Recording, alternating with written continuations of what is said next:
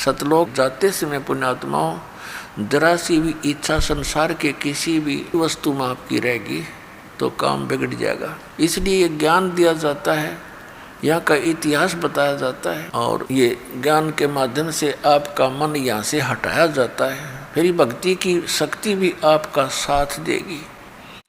तो सुदर्शन जी सतलोक चले गए निसंशय होकर।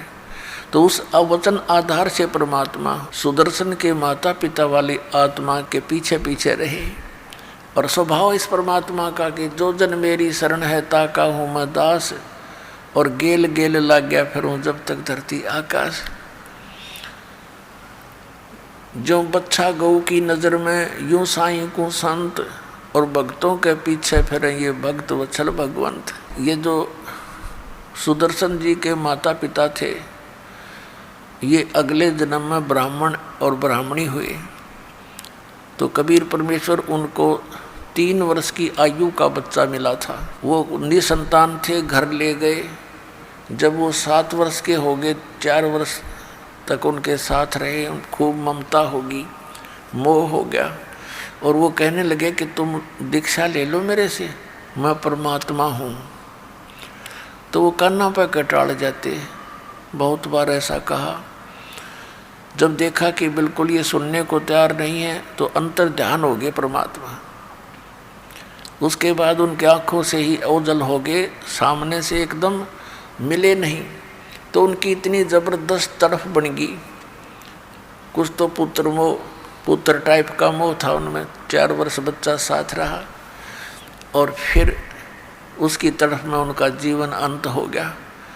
उस शिव परमात्मा उनके कर्म बनवाए, अगला जन्म फिर उनका ऐसे ब्राह्मण और ब्राह्मणी का हुआ, तो उसमें भी परमात्मा उनको मिले। तीसरा जन्म उनका फिर ऐसे ही ब्राह्मण और ब्राह्मणी का हुआ, जिस के विषय में अब दास आपको बताने जा रहा। उनका गौरी शंकर नाम था पुरुष का, सरस्वती नाम था उसकी पत्नी का। ये दोनों भगवान शिव के उपासक थे, बहुत अच्छे सच्चे श्रद्धालु थे। ये अन्य ब्राह्मणों की तरह किसी को गुमराह नहीं करते थे, ये केवल कथा सुनाया करते थे शिव पुराण से। भगवान शिव के कट्टर पुजारी थे और कथा से जो भी पैसा आ जाता था उससे अपना निर्वाह चलाया करते थे। और काशी के अंदर एक बहुत जो है चर्चा का विषय बन गए थे कि बड़ा अच्छी कथा करते हैं, निस्वार्थ करते हैं, कोई पैसा नहीं लेते हैं, और जो दक्षिणा आ जाती है अपने भोजन योग्य रखकर बाकी भंडारा कर देते थे, दान कर देते थे। इससे उनकी बहुत ज़्यादा प्रेस्टीज बनी हुई थी। मुसलमानों ने देखा कि ये गौरी शंकर हिंदू धर्म का सबसे ज़्यादा प्रचार कर रहा है, और उन्होंने ये भी मालूम था कि अन्य ब्राह्मण जो थे, जो गुरु पद पर थे, जो दुनिया को ठगते थे, ठगने का मील मिसगाइड करके गुरु बने हुए थे। कोई श्राद्ध निकाल रहा था, कोई कर्मकांड करवाया था, कोई पिंड भरवाया करता।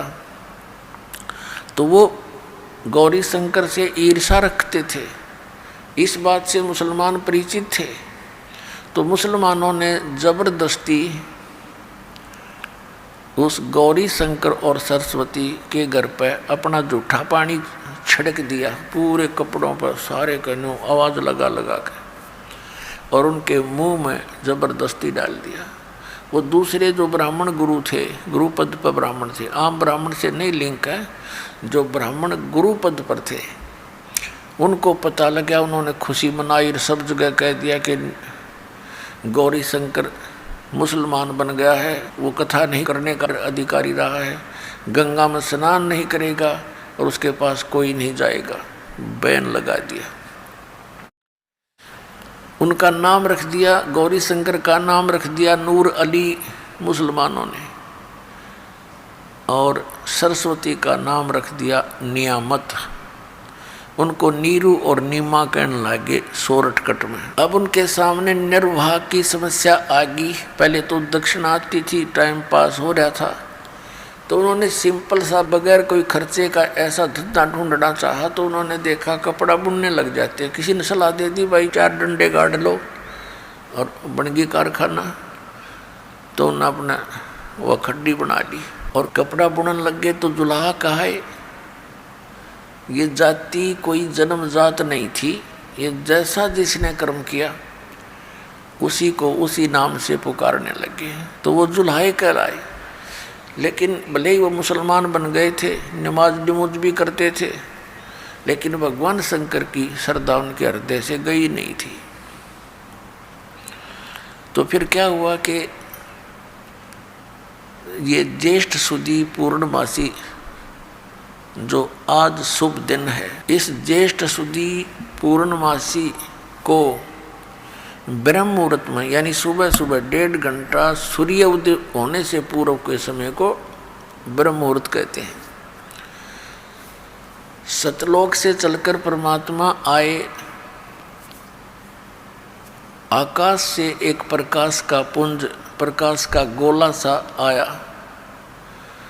इसके प्रत्यक्ष दृष्टा थे ऋषि अष्टानंद जी। एक लहर तारा नामक तालाब है, और वो जब फुल स्विम पर गंगा दरिया चलती है सावन और भादों के महीने में, वो पानी घाटों के ऊपर से उछलकर लहरों के द्वारा एक बहुत बड़े सरोवर का रूप धारण कर लेता है।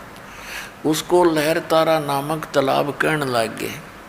तो नीरू और नीमा का, गौरी शंकर और सरस्वती का गंगा घाट पर स्नान करना बंद करवा दिया।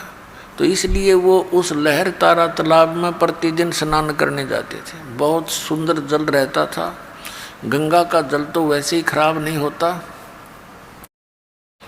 और बहुत बड़ा एक सरोवर का रूप था। उसी लहर तारा तालाब में एक रामानंद ऋषि का शिष्य अष्टानंद ऋषि जी, प्रतिदिन वो भी स्नान करने जाता था और एकांत स्थान पाकर प्राकृतिक सौंदर्य और शांति का सुबह सुबह वहाँ आनंद लेता था। कुछ देर साधना करता था। तो वो स्नान करके साधना करने की तैयारी कर रहा था। उसने क्या देखा कि आकाश से एक प्रकाश का गोला आया। इतना तेज प्रकाश था कि अष्टानंद की आंखें उसको सहन नहीं कर सकी। जैसे पुण्यात्माओं हम सूर्य की तरफ देखते हैं, सूर्य के प्रकाश को हमारी चरम दृष्टि सहन नहीं कर पाती, आंखें एकदम बंद हो जाती हैं। एकदम बंद होती हैं तो सूर्य का जो प्रकाश नहीं दिखाई देता, एक प्रतिबिंब प्रकाश रहित दिखाई देता है, उसका आकार दिखाई देता है। ठीक इसी प्रकार जब अष्टानंद ऋषि ने उस प्रकाश की ओर देखा, उसकी आंखें बंद हो गई। आंखें जब बंद हुई तो क्या देखा कि एक नवजात शिशु का रूप दिखाई दिया, प्रकाश रहित, क्योंकि वो प्रकाश तो परमात्मा का था ही। तो फिर उसने थोड़ी देर के बाद आंखें खोली तो क्या देखा कि वो प्रकाश लहर तारा तालाब में एक कोने में सिमट गया। अंधेरा था, सूर्योदय होने से 1.5 घंटा पहले अंधेरा होता है।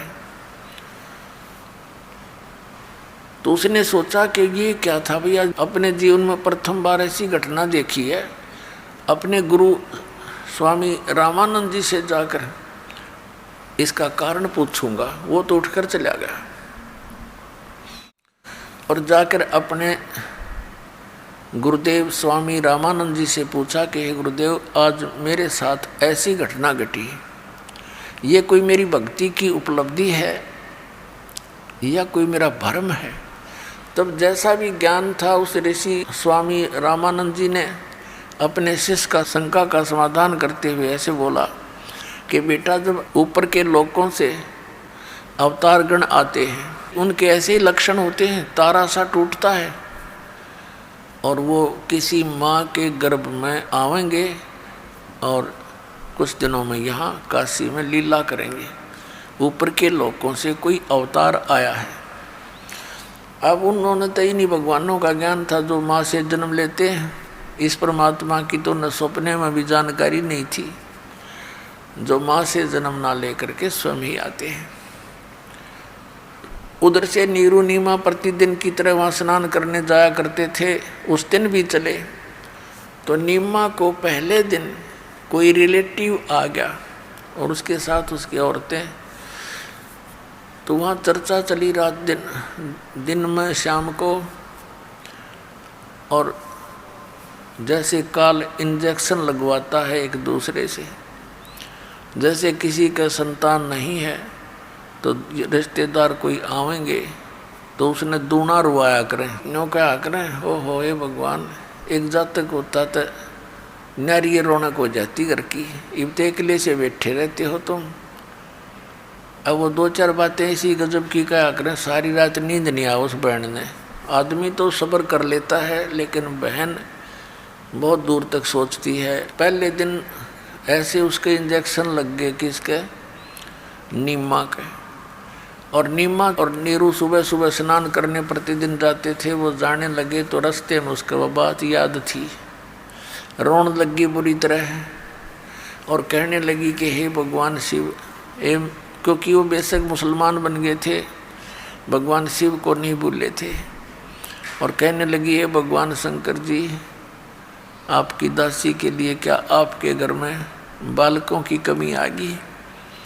हे दाता, आप तो समर्थ हैं, मुझे भी एक खिलौना दे देते, मेरा संसार में साझा हो जाता। अब लोग पता नहीं क्या क्या बात बनाते हैं, हमें बुढ़ापे का सहारा मिल जाता। न्यूँ कह के वह बुरी तरह रोए थी। उसके पति ने कहा नीरू ने कि नीमा, यदि हमारे भाग्य में होता पुत्र या पुत्री संतान तो परमात्मा हमें दे ही देते हैं, हमारे भाग्य में नहीं है। 60 साल की उम्र होगी और अपना सब्र कर, देखो कोई बुढ़ापे में उंगली पकड़ने वाला है नहीं। और तू आंखें फोड़ लेगी, आंखें तेरी खराब हो जाएंगी, रो रो के मत रोया करे। बहुत सांत्वना देता हुआ अपना लहर तारा तालाब की तरफ जा रहे हैं। लहर तारा तालाब के ऊपर पहुंच गए। पहले नीमा ने स्नान किया, नीरू बाहर बैठ गया। नीमा स्नान करके बाहर आ गई। नीरू स्नान करने के लिए सरोवर में प्रवेश कर गया।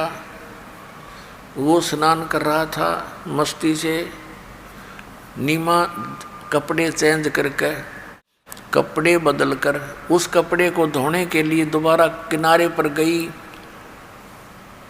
जिसको बांध कर नहाई थी। तो उसने क्या देखा कि कमल के फूल पर कोई वस्तु हिल रही है। उसने फिर ध्यान से देखा, क्योंकि सुबह रोशनी एकदम हो जाया करती है, या तो अंधेरा ही दिखाई देता है, और जब रोशनी होने लगती है बहुत शीघ्र रोशनी सी हो जाती है सूर्य उदय होने से पूर्व। तो उसने ध्यान से देखा कि क्या चीज़ हिल रही है। पहले तो सोचा कोई सर्प है, कहीं मेरे पति को ना डस ले, बिल्कुल निकट खड़ा था वो। फिर देखा कि तो कोई बच्चा है, पैर हिला रहा है। अपने पति से कहा कि देखियो जी, कमल के फूल पर एक बालक लेटा हुआ है, इसको उठाना उठाना कहीं डूब ना जावे। अब नीरू स्नान कर रहा है। स्नान करते करते कहता है कि नीमा, तू तो मेंटल हो ली बालका के मुँह में। अब कितना समझाया तेरे को, तू मानती कती नहीं, तू पागल होएगी। अब तुझे जल में भी बच्चे दिखाई देने लग गए। तब नीमा ने कसक के साथ कहा, देखो जी देखो, सचमुच देख देख, तेरे पास ही तो है। तो उसने देखा कि इसकी आवाज़ में कुछ कसक है, कुछ सच्चाई महसूस हो रही है। तो जिधर वो संकेत कर रही थी उधर देखा ध्यान से, सचमुच बालक है। आओ देखा ना ताओ देखा, एकदम बालक को तोड़ के उठा के कमल के फूल समेत और अपनी पत्नी को थमा दिया। अब नीमा बालक को लेकर बाहर खड़ी होगी। नीरू स्नान करने लग गया।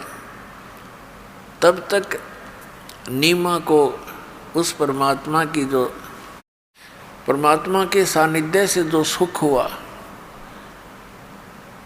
उसका कोई ठिकाना नहीं। पुण्यात्माओं, जिस परमात्मा का नाम लेते हैं उसकी चर्चा चलने से आँखों में आंसू आ जाते हैं और रोम रोम करनाने लगता है, खड़ा हो जाता है।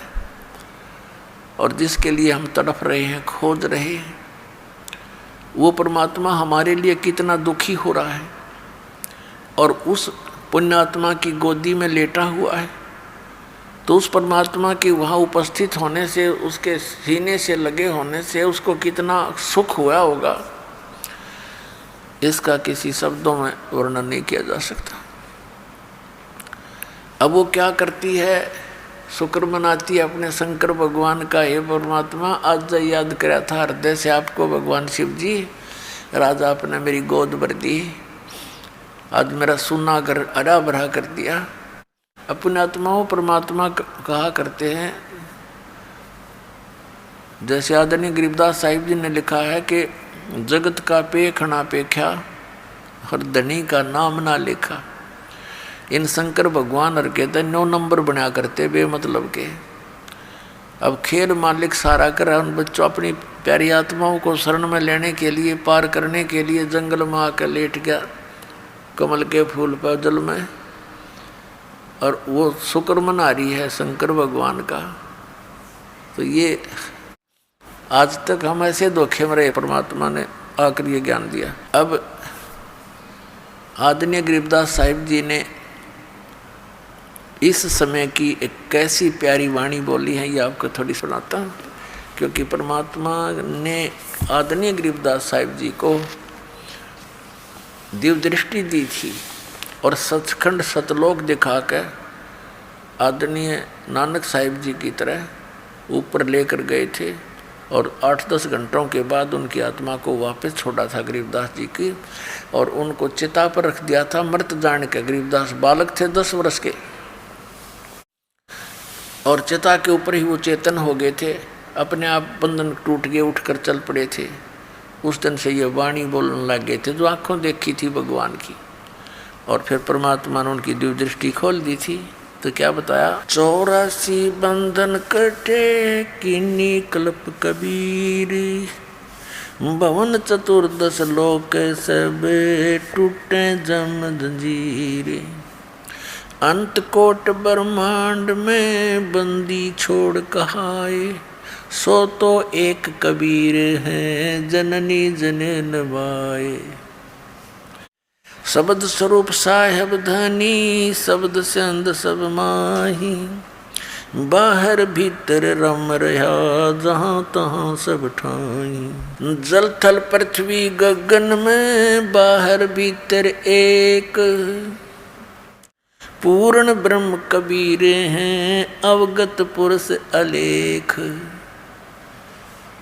सेवक हो के उतरे इस पृथ्वी के माही, जीव उदाहरण जगत गुरु बार बार बल जाई।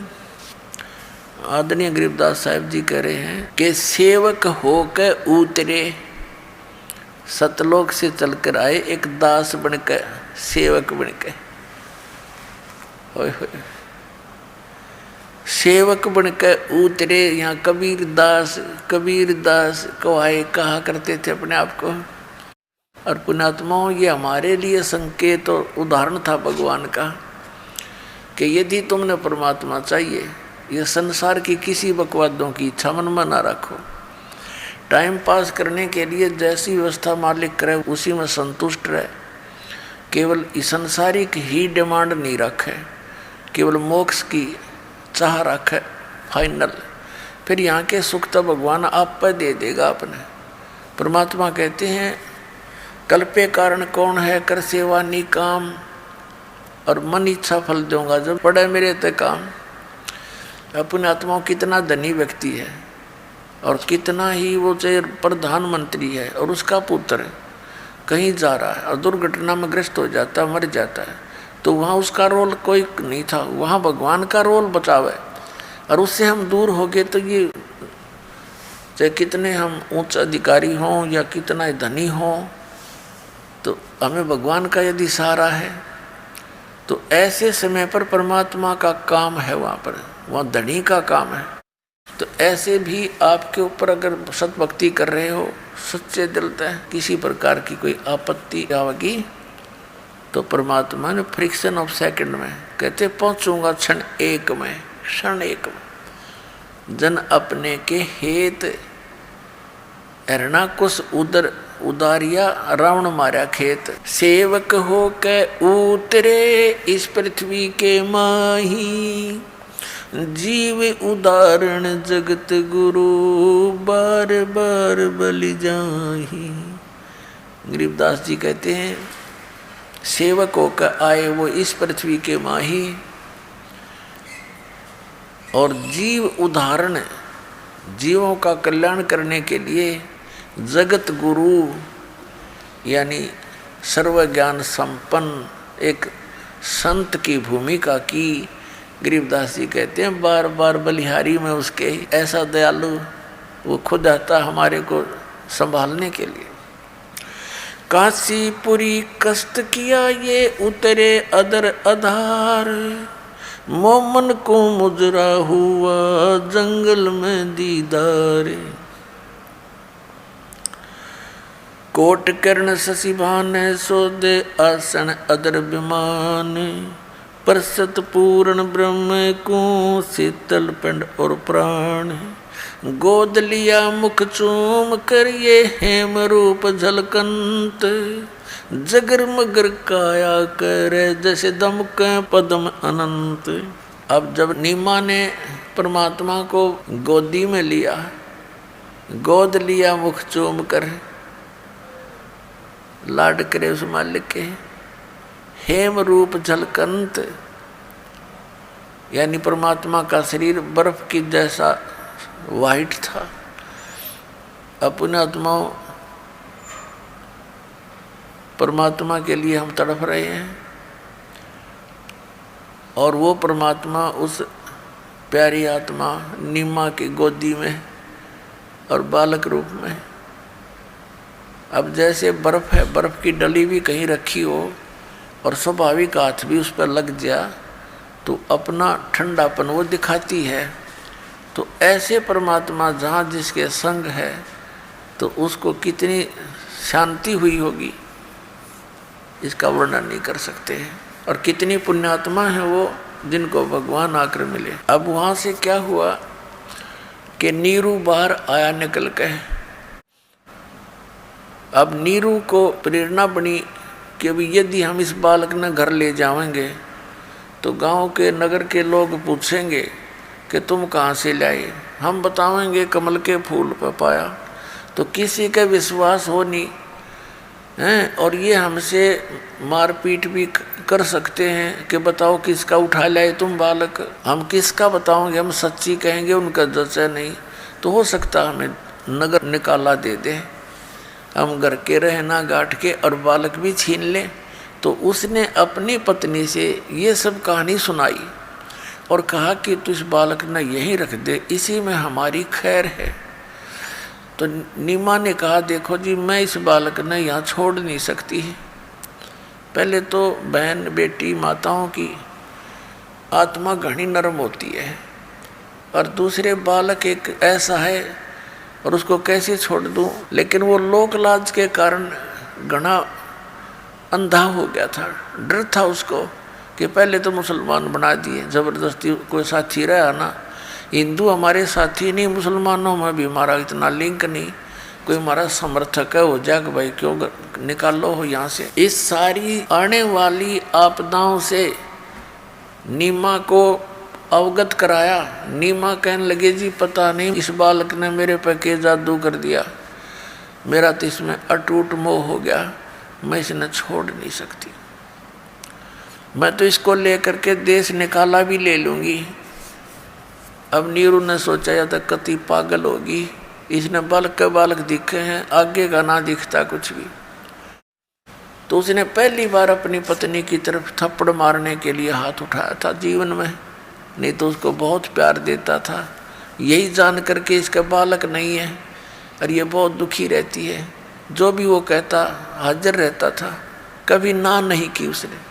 तो कहने लगा कि तूने मेरी इस नम्रता का घना नाजायज फायदा उठा लिया, आगा पीछा नहीं देख रही है तो, और इस लड़के ने या तो यहाँ रख दे, नहीं तेरे अब 2 मारूंगा थप्पड़। अब यूं हाथ किया था, तभी नीमा के गोद में परमात्मा विराजमान शिशु रूप में कहा कि नीरू मुझे घर ले चलो, तुम्हें कोई आपत्ति नहीं आएगी। वो नीरू डर गया कि बालक बोल रहा है। उसने सोचा कि देश में कोई फरिश्ता हो, भूत प्रेत हो, और तेरे साथ वही ऊट पटांग ना बन जाए। वो डरता आगे आगे वो लिया, घर ले आए। अब नगर के लोग आके देखें, वो सामान्य बालक थोड़ा ही था, वो तो परमात्मा थे। ऐसा न्यारा नूर, ऐसा न्यारा चेहरा, बिल्कुल अलग बालक।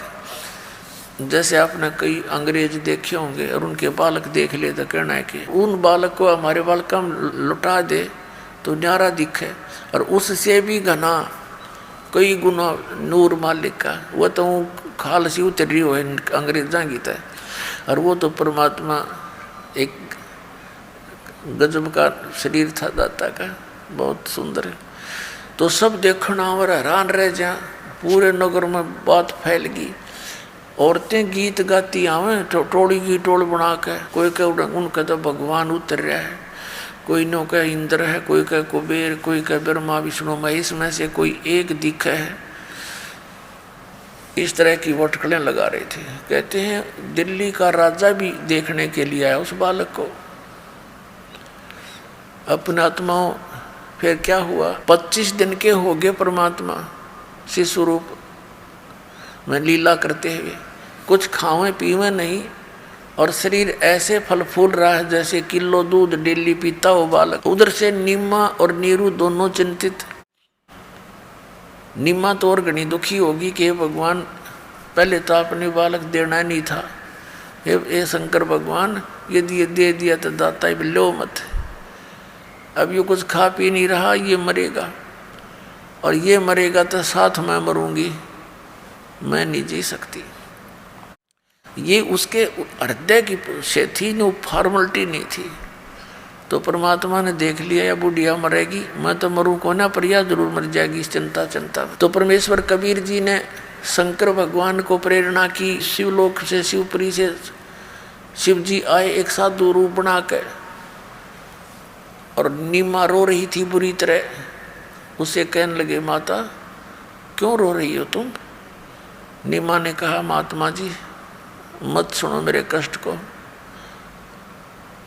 तो फिर महात्मा के रूप में शंकर भगवान ने कहा माता ऐसे कहते हैं अपना दुख किसी तरह बता दे तो हल्का हो जाता है, हो सकता है मेरे सतर का कोई हो काम में आशीर्वाद वगैरह दूंगा तेरे को। अब नीमा ने सारी कहानी बता दी कि जी हमारा संतान नहीं थी, और अब मैंने एक दिन अपने शंकर भगवान से हृदय से पुकार करी थी, और उन्होंने यू लाल दे दिया, कमल के फूल पर पाया हमने तालाब के अंदर, और अब ये कुछ खा पी नहीं रहा महात्मा जी, इसलिए रो रही हूँ। अब 25 दिन का बालक कुछ खाए पिए नहीं तो ये कभी भी मर सकता है। मैंने इंतज़ार करूँ हूँ कि ये तो मरे आज नहीं तो रात रात न मर लेगा, तो मैं साथ मरूंगी इसके, मेरा फाइनल फैसला है। अब शंकर भगवान ने कहा वो बच्चा कहाँ तेरा, मुझे दिखाना। अब नीमा लाई उठाकर, ये सोचकर साधु संत कुछ दया बख्श दिया करते हैं। अंदर गई बालक ने लाई उठा के, और सोचा महाराज जी के चरणों में डाल दूं, आशीर्वाद दे देंगे, बच्चा कुछ खा पी लेगा उसके चरणा की धूल में। ऐसे नो परमात्मा को शिव भगवान जो साधु रूप में खड़े थे उनके चरणों में डालने के लिए नीचे को किया, हाथों से उठ गया परमात्मा, और शंकर भगवान के सिर के लेवल में आकर हवा में डट गया वो बालक रूप परमात्मा। अब नीमा ने सोचा यू महाराज कसूर करामाती है, इसने मेरे बेटे को देखा हवा में उड़ा दिया। ये भी चमत्कार वो उस बाबा जी का मान रही थी। अब शंकर भगवान ने देखा ये कोई सिद्ध पुरुष है, उसने ऐसे हाथ किया तो शंकर भगवान के हाथों में भगवान आ गए परमात्मा कबीर जी। तब भगवान नवजात शिशु रूप में शंकर भगवान से कहने लगे कि आप इनसे कहो एक कंवारी गाय ले आवें, कंवारी बछिया, और उस पर अपना आशीर्वाद भरा हाथ धर दियो महात्मा जी शंकर भगवान, तो वो दूध दिया करेगी, मैं उस दूध ने पिया करूँगा डेली। शंकर भगवान ने नीमा से कहा तेरा पति कहाँ, उसको बुलाओ। नीरू बुला लिया। उसे कहा कि ऐसे ऐसे कुंवारी गाय ला के देते हैं, जिसने दूध छोड़ रखा हो, बछिया हो, जाके संग बैल नहीं लागा, उसको कुंवारी कहते हैं। और एक मिट्टी का कोरा बर्तन लाइए कुमार कहते हैं स्वच्छ, उसने दोनों गाय भी बछिया भी ले आया और साथ में कुमार कहते एक छोटा सा बर्तन मिट्टी का लिया। अब शंकर भगवान ने उस बछिया के हाथ कमर पे रखा, आशीर्वाद भरा, लंबे लंबे सतन हो गए और नीचे वो पात्र रख दिया, दूध की धार चल पड़ी। पात्र भरते ही दूध बंद हो गया। बोलो सतगुरुदेव।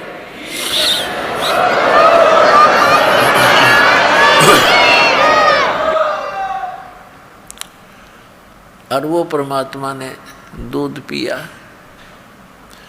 अपने आत्माओं हमने भगवान की पहचान होएगी, क्योंकि परमेश्वर ने हमें पहले शिक्षा दी, अक्षर ज्ञान दिया। अभी तक तो ये ब्राह्मण लोग हमने अंडोला बना रहे थे हमारा, इन आप भी पता नहीं था हमारे गुरुओं ने कि सदग्रंथ क्या बताते हैं। और इस भगवान कृष्ण और विष्णु को भगवान बताएंगे, जबकि इनकी जीवनी में लिखा है, ये इनका पिता काल कहता है कि तुम भगवान नहीं हो, तुमने अपने आप को भगवान मान लिया। तो अब आपको प्रमाण देते हैं थोड़ा सा। एक तो ऋग्वेद मंडल नंबर 9 सूक्त नंबर 1 मंत्र नंबर 9 में प्रमाण है कि परमात्मा जब शिशु रूप धार के प्रकट होता है, सतलोक से चलकर आता है, कुछ समय संसार में रहकर एक जन साधारण की जैसी क्रियाएं करता है, एक जन साधारण जैसे कर्म करके अपना निर्वाह करके एक उदाहरण पेश करता है। तो उस समय जब वो शिशु रूप धारण करके प्रकट होता है, उसकी परवरिश की लीला कुंवारी गायों के द्वारा होती है। अपनात्मा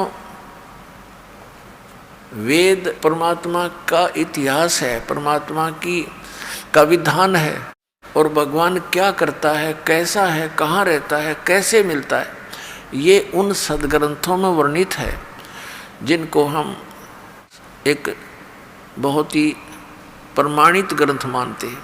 और उन्हीं में जो प्रमाण मिल जाता है तो एक बुद्धिमान व्यक्ति आसानी से जान लेता है कि परमात्मा कौन है। इसलिए इस शिक्षा से हम इन सदग्रंथों को स्वयं देखने जोगे हो गए, समझने जोगे हो गए, और अब समझ कर भगवान को हम प्राप्त कर लेंगे।